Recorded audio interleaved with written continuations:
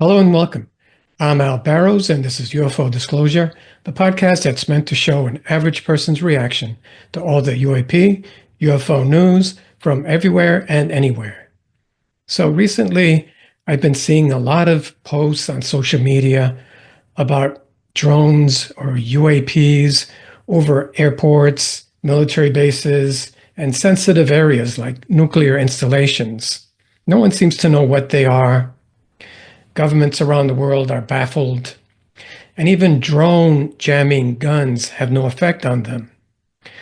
I'd like to start out by looking at an interview of Nancy Mace, who chaired the UAP congressional hearing recently, and see what clues we might get from her answers to an interviewer's questions.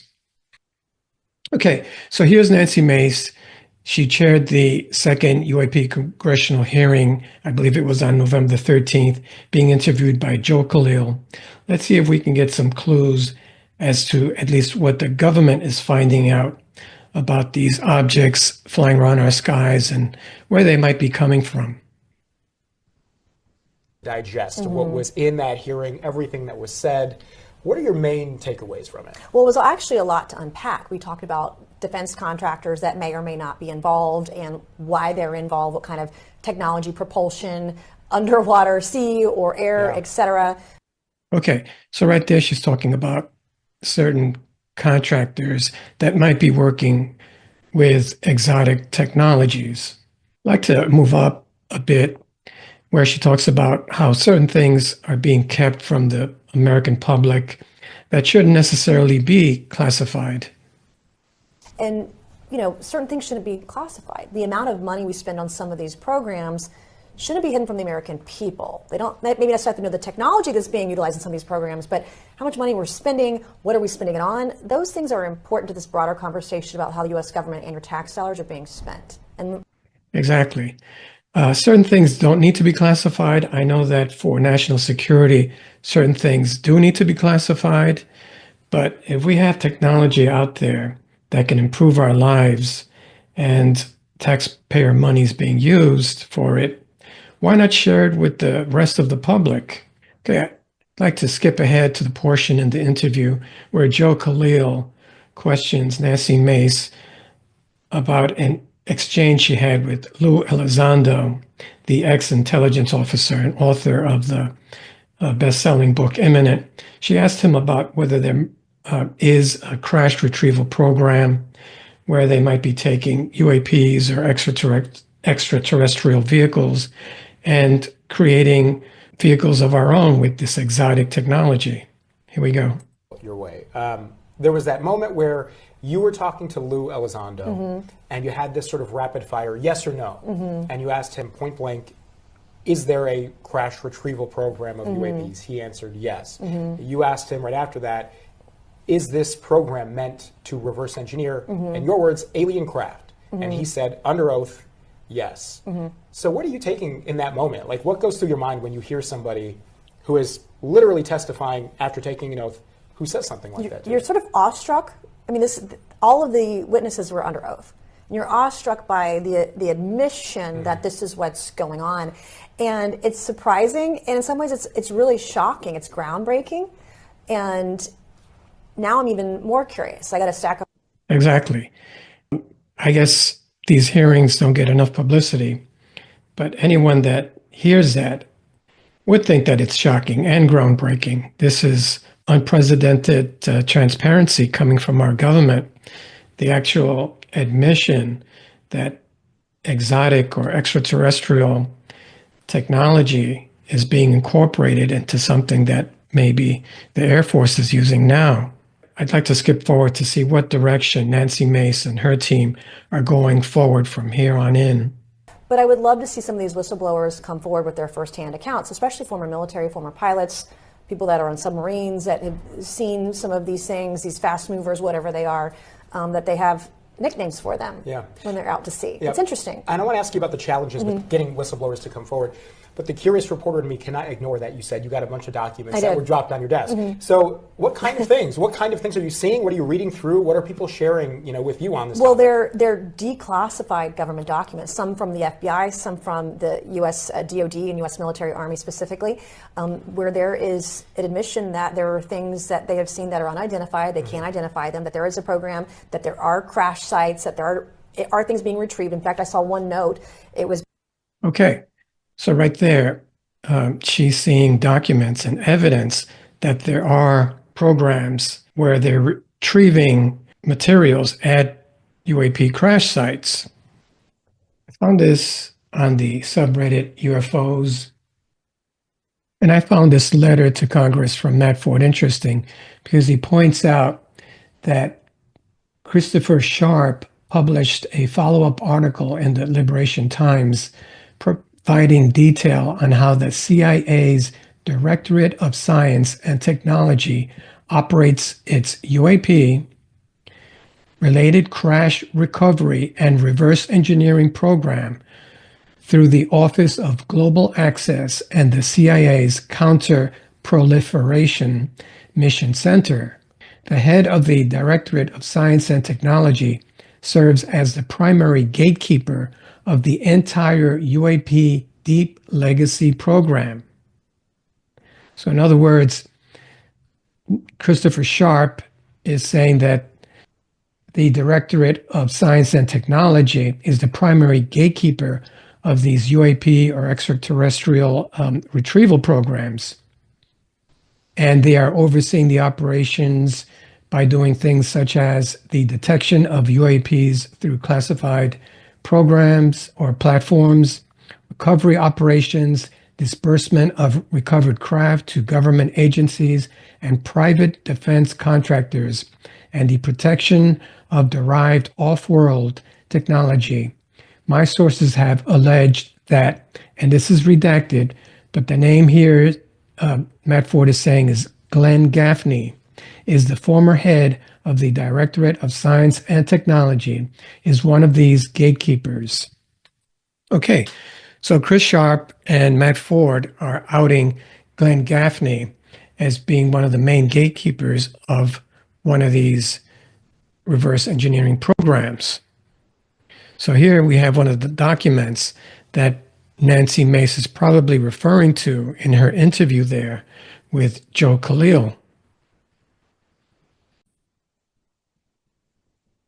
So I noticed that in social media, there's a lot of talk or insinuation that something is going to happen soon, some sort of revelation. Even Lou Elizondo's book, the very title, Imminent, seems to imply that there's going to be some sort of event or revelation that's just around the corner. I found this. Dr. Stephen Greer himself is also hinting that something is coming up just around the corner. And this is from X, and Arthur Preston at Excalibur 333 posted this. Pivoting to, which is very important, is that we're sort of moving beyond the whistleblower phase, and we're advocating for a group that are now defecting from these covert sort of evidence and proof, which we will then provide to you, Bianca, and the media. This is a very bold step. Yep, well, this is a very bold step. This is some law enforcement working with us, as well as a group of people who are at 6 different black sites running programs, including reverse engineering ET craft and the man-made ones. Okay, so that was Dr. Stephen Greer hinting that some of the people working for these unacknowledged special access programs, or black projects as sometimes they're referred to, might be jumping ship and might be revealing what exactly is going on behind the scenes with these reverse engineering programs. One of these unacknowledged special access programs are rumored to be from Lockheed Martin. So I thought it would be interesting to see what cutting-edge technology Lockheed Martin is already revealing. And this is just the tip of the iceberg, mind you. It's like embed the carbon nanotubes to make conductive structure so that information doesn't flow through a wire next to a structure, but literally flows through the structure. We'll be able to grow or make a structure that, say, is the skin of an aircraft, that inside of that is also contained the sensors or the energy storage. New materials that are on the lab bench right now, they can literally change shape on command. They can become almost Opposite shape for the different flight conditions it's in. There's definitely a lot of amazing technology that's going on. The Lockheed Samurai, based on a small maple seed-like looking device. The fact that we can package enough energy for something like that to fly and still carry a sensor, a camera, enough control capability for it to fly is amazing to me. As we go forward, we're going to find new ways of using these unmanned vehicles. They'll probably be autonomous, so they'll be like UAVs, but carry cargo around where there are currently no infrastructure in place. We may have small swarms of small vehicles interacting with a larger vehicle that basically combines the information from that swarm. So maybe one vehicle flies a small distance and another vehicle learns from it and knows which way to fly. Probably what makes sense is a heterogeneous swarm. One where not every element of the swarm is the same. Some elements of the swarm carrying sensors, some carrying other types of electronics. So it's an adaptable system that can adapt to a changing environment and a changing future that is difficult for us to predict. Okay, I thought that was very fascinating and revealing. And if they're already revealing this technology, can you imagine what they're hiding? But listening to what they were saying, these new flying craft can change shape, which a lot of the UAP that we see on social media do. They change shape all the time. And Lockheed Martin claims that they already have this technology. There was also talk in that video of a living skin. So in other words, the craft itself, or the skin, is alive. It can react and has a consciousness, which is also a rumor that has been going around in conspiracy circles, that UFOs have a consciousness.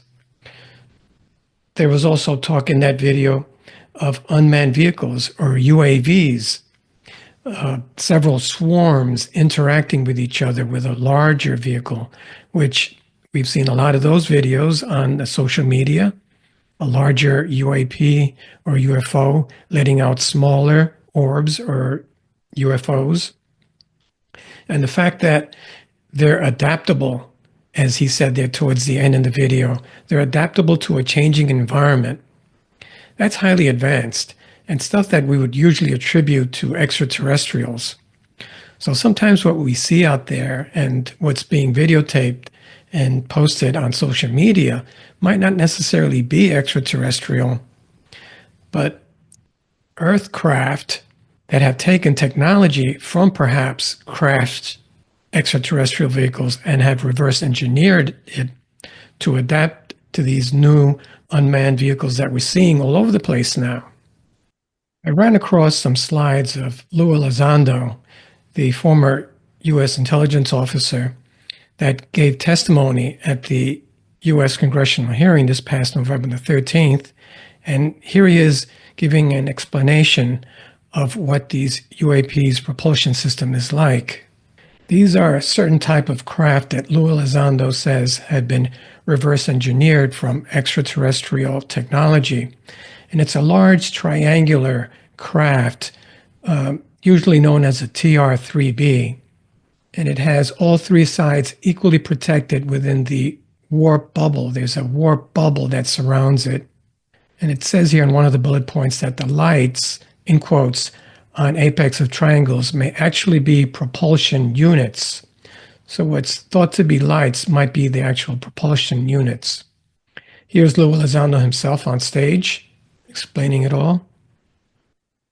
Okay, I found this on military.com. And it's more on the TR-3B, or the triangle UAP that people have reported seeing. And the title is TR-3B Anti-Gravity Spacecrafts. And it says here that it doesn't exist officially. So the military isn't admitting that they have this technology. It says here in the description that it uses highly pressurized mercury accelerated by nuclear energy to produce a plasma that creates a field of anti-gravity around the ship And I guess that's what Lou Elizondo refers to as the bubble around the TR-3B.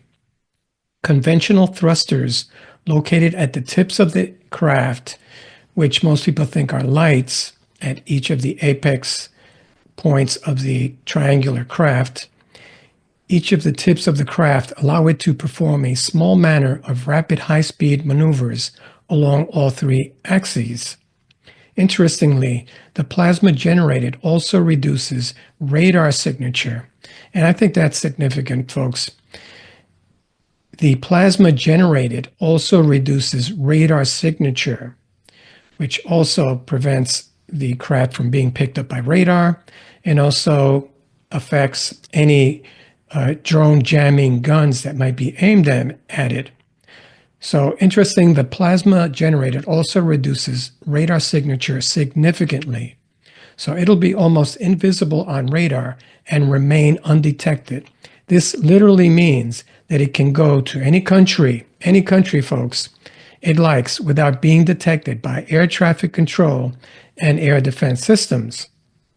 So if this craft can go to any country that it wants to without being detected, why are we seeing them now? Are they exposing themselves for a certain reason? Is this the big reveal that they have this technology, this plasma bubble that makes them invisible? Why aren't they cloaking then?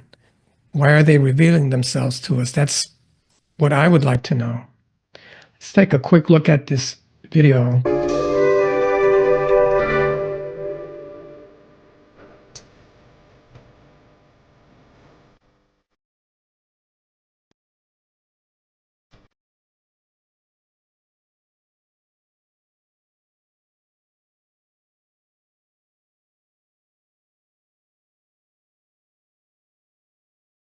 Okay, so those craft were fuzzy, but I would venture to guess that it was the plasma effect or the bubble around the TR-3B that caused that fuzziness. But that's the TR-3B reverse engineered craft that supposedly the government has and is not owning up to.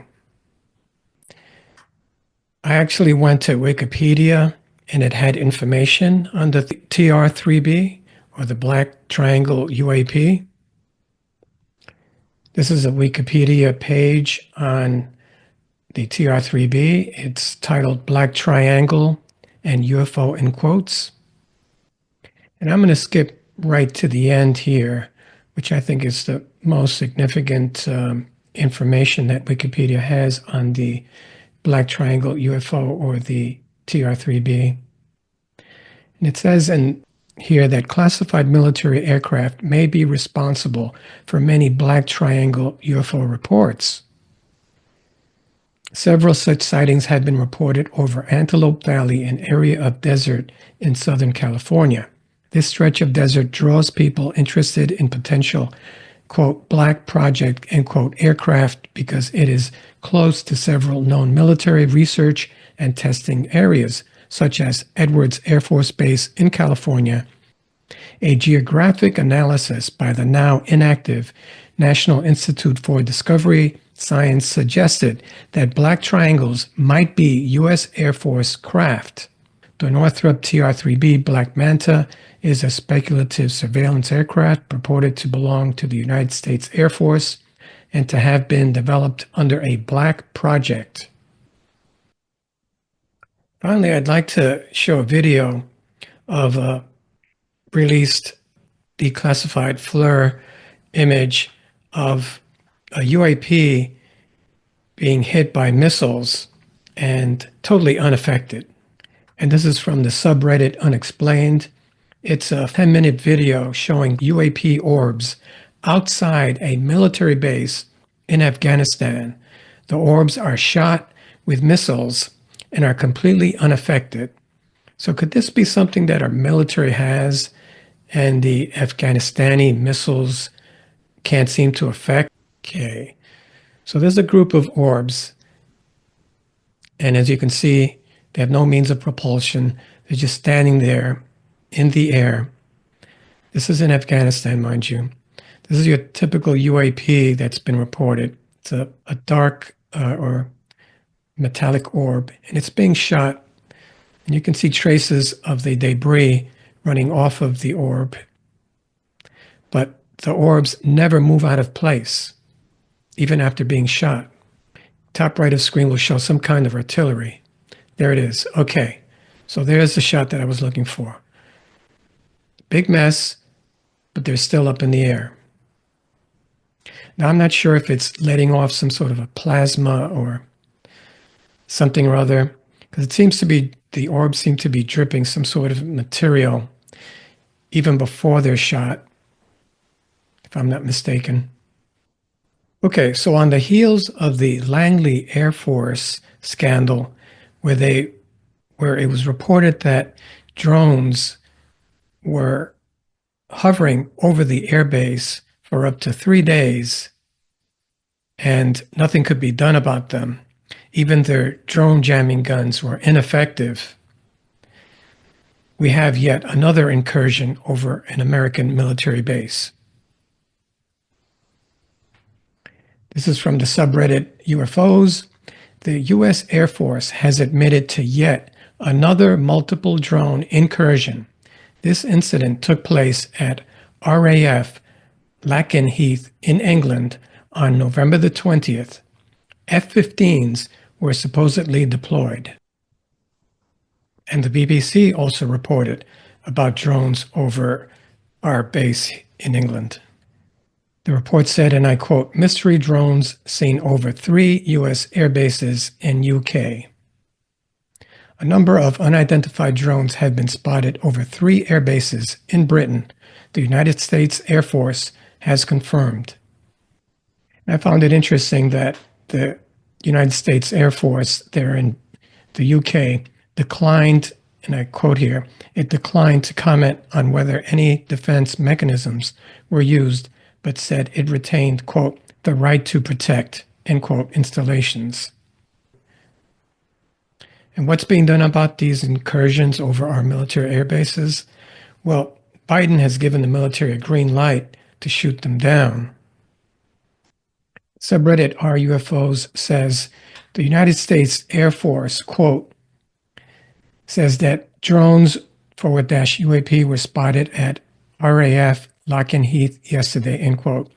Lakenheath has nukes.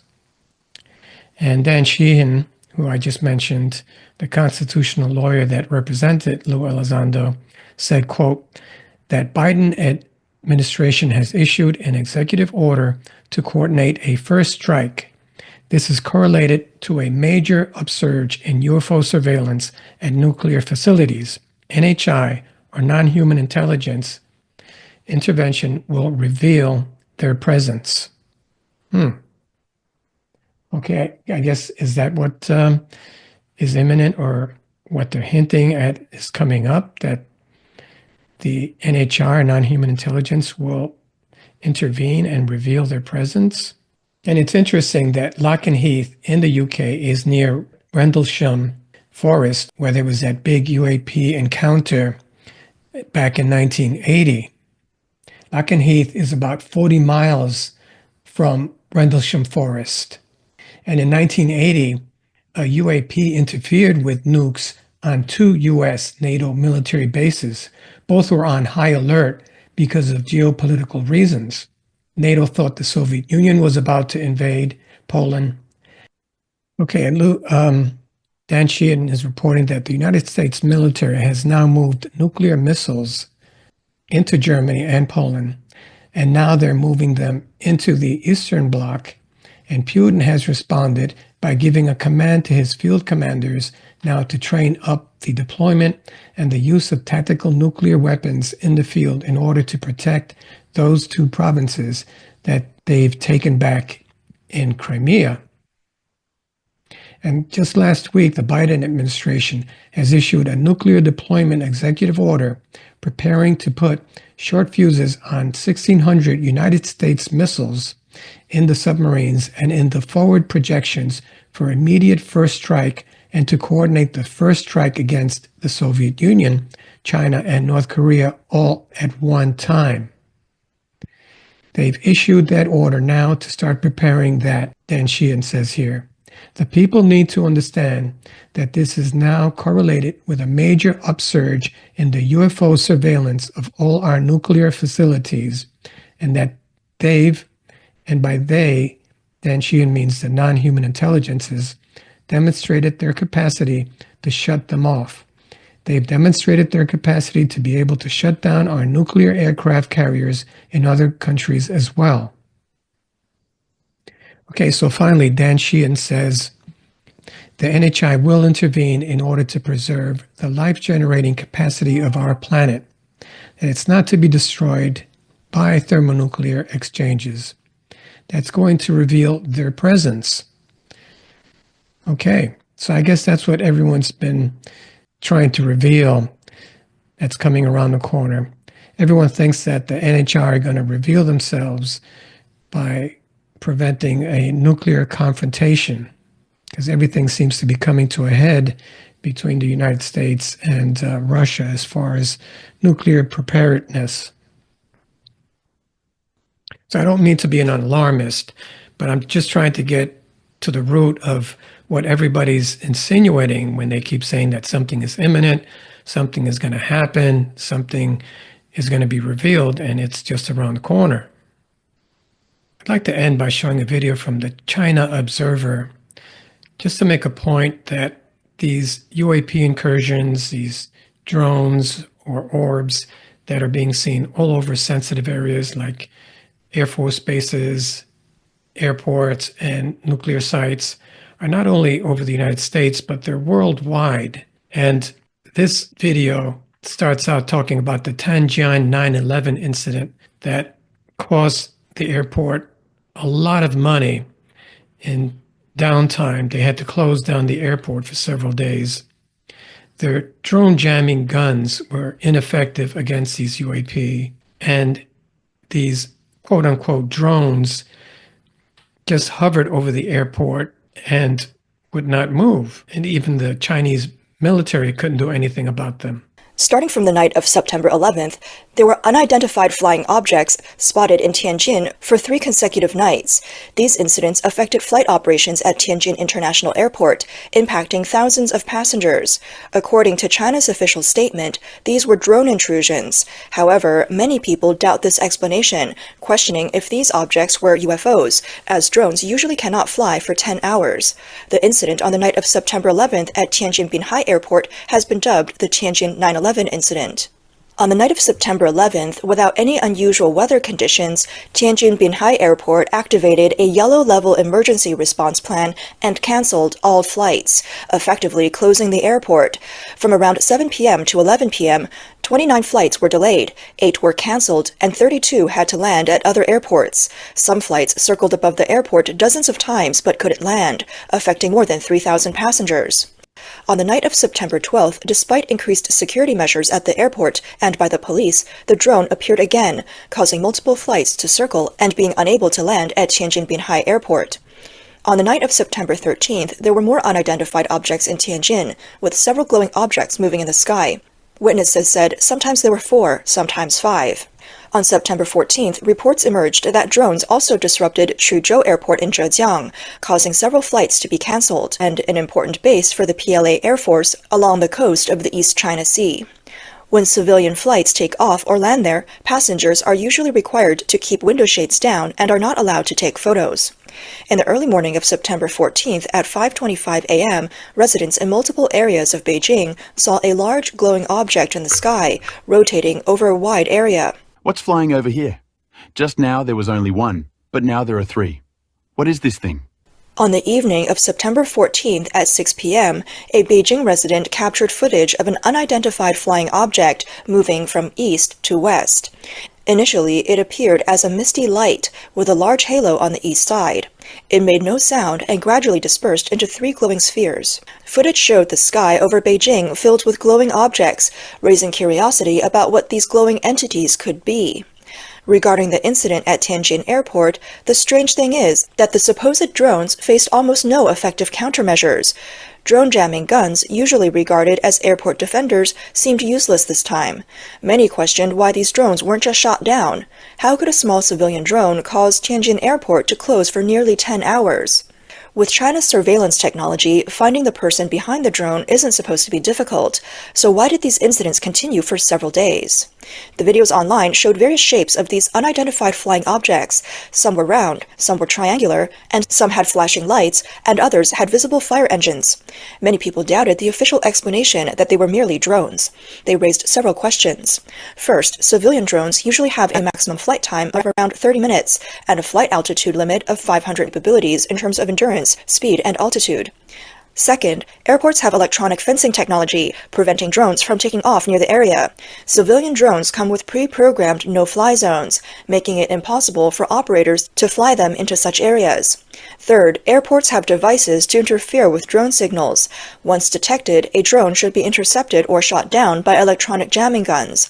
For these reasons, many found it hard to believe that they were just regular drones. This drone incident in Tianjin has caused significant losses for the airlines. The worst affected flight on September 11th was the one traveling from Shenzhen to Tianjin.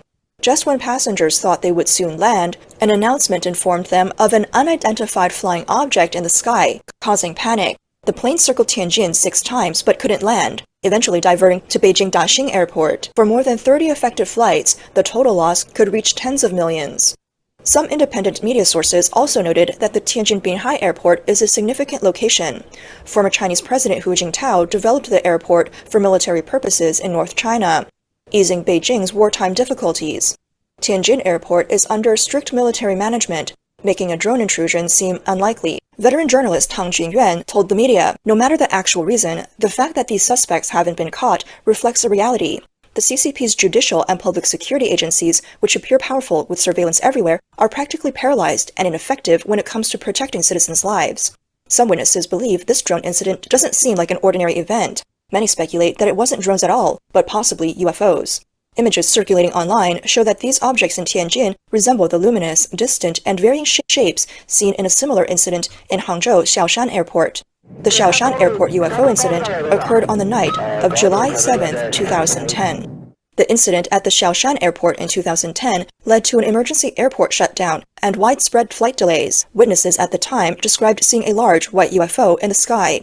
Despite it being nighttime, the area suddenly became as bright as day, illuminating at least a few hundred meters around. It was so bright that everything was clearly visible. The UFO moved rapidly across the sky, giving the impression of conducting a ground scan. After a while, it appeared as if the sky cracked open, and the object quickly vanished. News of the Xiaoshan Airport UFO quickly spread online. Even 14 years later, the incident remains unresolved with no clear explanation. Recently, several people who experienced the Xiaoshan incident shared their accounts online.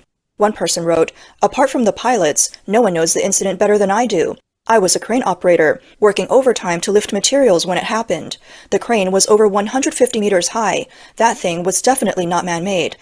Another person shared, "I was fortunate to be there, staying for more than 10 minutes in the waiting hall under the UFO before staff escorted us away. At first, I thought it was a military aircraft. It felt strange. I had the sensation of my legs wanting to float, like the resistance you feel when standing in the ocean." Okay, so is it drones? Is it non-human intelligences? It's unsure. But the journalist Tan Jin Yan made a good point there when he was talking about the Tianjin incident. And he said that what's obvious, though, is that we're paralyzed to do anything about those UAP incursions. And that's something that needs to be addressed. There might be a form of new type of drone that's being developed and possibly tested for war that can avoid jamming. But these drones are costing a lot of money, as you can see there in China, and possibly causing some panic. Overall, my reaction to that is that it could be extraterrestrial, but at the same time, I believe that a lot of the technology from these reversed engineered programs that are being revealed by people like Lou Elizondo during the congressional hearings, I think that some of that technology is being used in these drones that are flying over air bases and airports.